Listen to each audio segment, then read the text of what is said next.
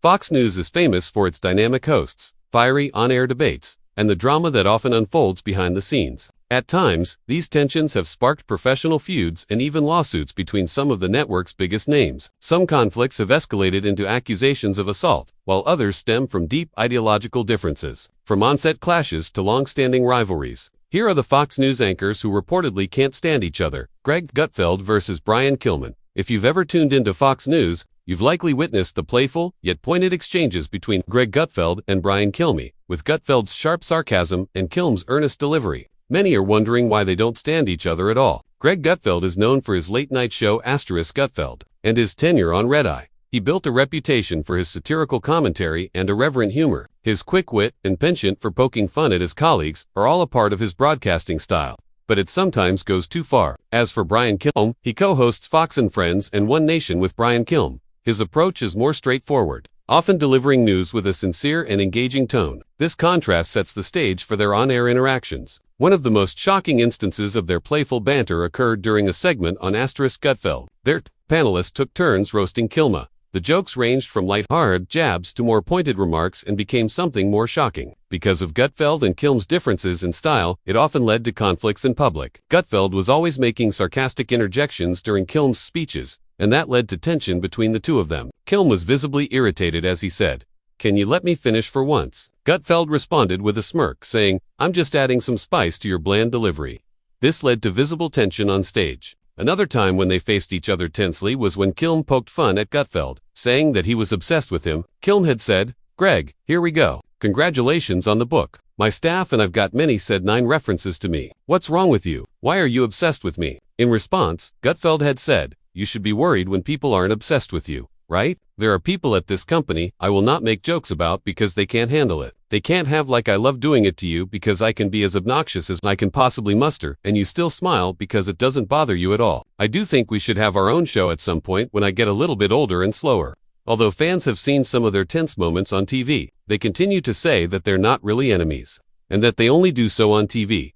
They claim that behind the scenes their relationship is actually good. In one lighthearted conversation on TV, they joked about how audiences usually see them as enemies. Gutfeld said that during his live performances, fans always ask about their relationship, and he responds by saying, "We don't get along." He's jealous. But Gutfeld says it's only a joke and that fans shouldn't take it seriously. Kilmeade also says the same thing, but they continue to engage in playful banter while on TV, unlike our next anchors, who can't stand each other and end up in a lawsuit. Britt McHenry versus co-host Tyrus. In television news, behind-the-scenes drama is supposed to remain behind the scenes. But in the case of former Fox News contributor Britt McHenry and her co-host Tyrus, whose real name is George Murdoch, there was a public drama and the whole world was watching. In December 2019, McHenry filed a lawsuit against Fox News and Tyrus, accusing them of harassment. She claimed that while she was co-hosting the Fox Nation show, UNPC in 2018 and 2019, Tyrus actually sent her sexually suggestive text messages and photos. McHenry also claimed that after she rebuffed his advances, she was subjected to a hostile work environment.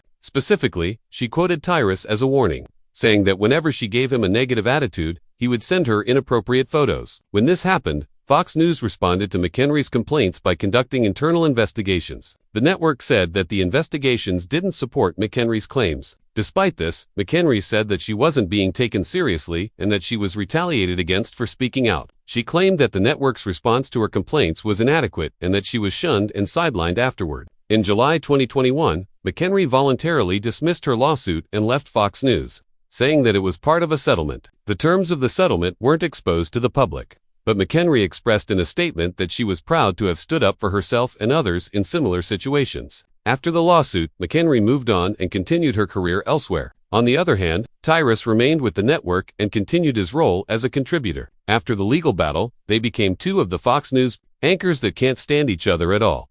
Personalities always clash at Fox News, and McHenry isn't the only anchor that left after having a conflict with another anchor that she can't stand. Greta Van Susteren versus Tucker Carlson. Another public feud was between Greta Van Susteren and Tucker Carlson, a shocking fight that led to Van Susteren leaving Fox News in 2016. Greta Van Susteren is known for her calm and analytical approach and was a staple at Fox News for over a decade. Hosting On the Record, her style was measured, With a steady delivery and an objective way to present news without sensationalism, Tucker Carlson, on the other hand, brought a provocative edge to the network. His show, Tucker Carlson Tonight, was characterized by bold opinions, sharp commentary, and a willingness to stir the pot. The tension between the two became obvious in 2011 over a controversial post on Carlson's website, The Daily Caller. The post featured an interview with Mike Tyson, where he made crude remarks about Sarah Palin. Van Soest, a longtime friend of the Palins, took to her blog to stand up for her friend. She accused Carlson of publishing what she called the worst smut, and even said that he was promoting violence against women. In return, Carlson defended his decision, saying that the interview was newsworthy. The conflict between the two became worse when Van Sesteren invited Carlson onto her show to discuss the matter. The on-air confrontation was tense, with Van Sesteren accusing Carlson of lying and calling him the purveyor of the worst smut. Still, Carlson continued to defend his actions and claimed he was taken aback by how angry she was. The main reason why they were having a public argument was how different they were as they approached journalism. Van Sesteren was more traditional with a fact-based reporting style, while Carlson embraced a more opinion-driven, confrontational method.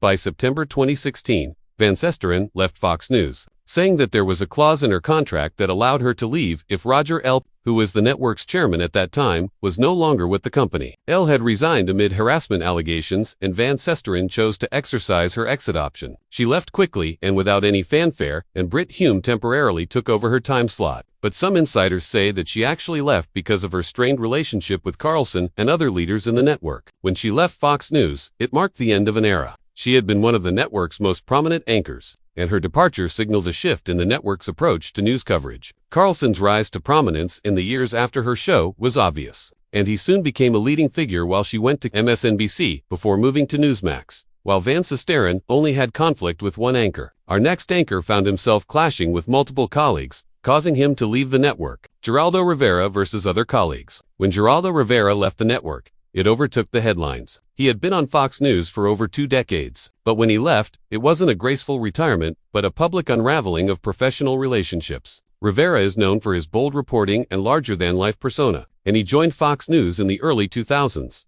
Over the years, he became a fixture of different programs, like The Five. What most people didn't know is that behind the scenes, there was a lot of tension and drama. In July 2023, Rivera revealed that he left Fox News not exactly voluntarily. In an appearance on The View, he revealed that he had been fired from The Five and chose to leave the network altogether. He said that it was because he had a very toxic relationship with a male co-host on the show. He didn't name the individual, but fans quickly thought that it was Jesse Wattis he was talking about because they usually had on-air disagreements and contrasting political viewpoints. Rivera's grievances were not limited to personal conflicts. He expressed frustration over what he perceived as a lack of objectivity in how disputes were handled. "I thought that it was very unfair that I was not judged objectively in our disputes," he remarked, suggesting that his co-host was consistently favored in their interactions. All of these tensions led to Rivera eventually leaving the show. Hours before he was supposed to appear on The Five, he got news that he had been fired from that show. So, he told the network executives, saying, "If you fire me from the #1 show, then I'm going to quit."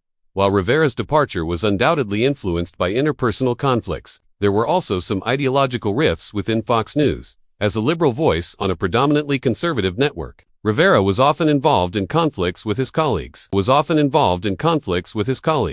So, when they fired him from The Five and he eventually left Fox News, it showed that there was a change in the network's composition. It reflected the changes in Fox News and how they were focusing more on their conservative anchors. But our next anchors, who hated each other, ended up in a lawsuit that changed the course of the network. Gretchen Carlson versus Roger L.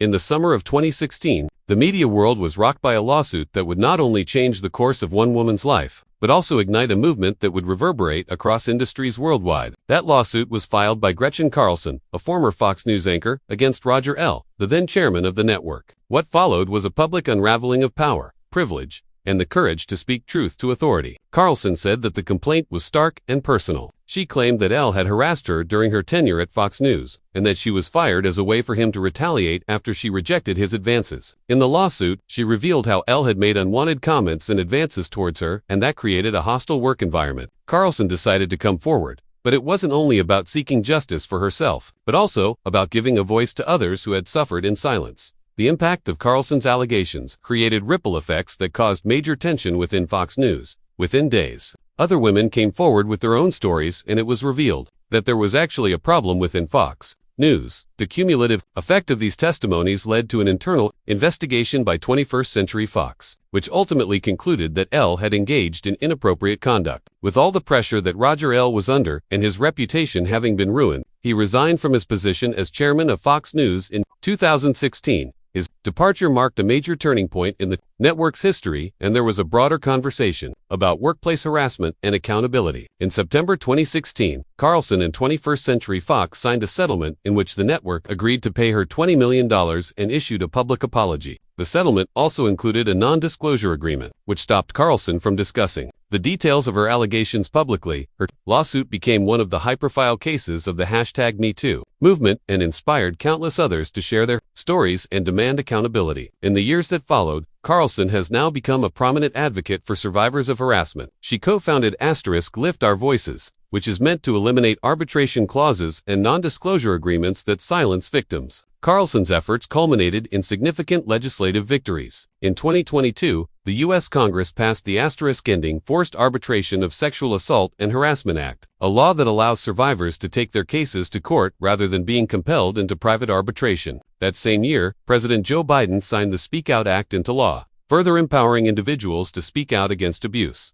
But it wasn't only Elle that Carlson had a problem with. Gretchen Carlson versus Steve Doocy. While suing Roger Elle, Gretchen Carlson also included Steve Doocy in the lawsuit. He was her co-host on Fox and Friends, and it created a hostile work environment between them. Carlson's lawsuit detailed a pattern of behavior by Doocy that she claimed was both demeaning and discriminatory. She alleged that Doocy would mock her during commercial breaks, belittle her contributions on air, and generally attempt to undermine her authority and presence on the show. These actions, Carlson contended, were part of a broader culture of sexism at Fox News that she had endured during her tenure from 2006 to 2013. The allegations against Doocy were shocking because he had been a long figure on the network. He was a familiar face to viewers, and he was once known for his friendly demeanor, but not anymore. The lawsuit also highlighted the broader systemic issues within Fox News. Carlson claimed that after she reported the mistreatment to Elle, she was retaliated against by being removed from her position on Fox and Friends and reassigned to a less prominent role with reduced pay. This alleged retaliation was a central component of her legal action, as it underscored the challenges faced by women in the workplace who speak out against harassment and discrimination. When Carlson revealed the conflict, Megyn Kelly also spoke about what Roger Elle did to her and why she can't stand him. Megyn Kelly versus Roger Elle. Just as Carlson's scandal was reaching its height, Megyn Kelly had a confrontation with Roger Elle, the former chairman of Fox News. This fueled the flames and caused it to unravel into one of the most significant scandals in the industry. Kelly's rise at Fox News was meteoric. Starting as a correspondent, she quickly became a household name, anchoring the Kelly File and earning accolades for her incisive interviews and bold commentary. However, beneath the polished exterior, Kelly faced challenges that would later come to light.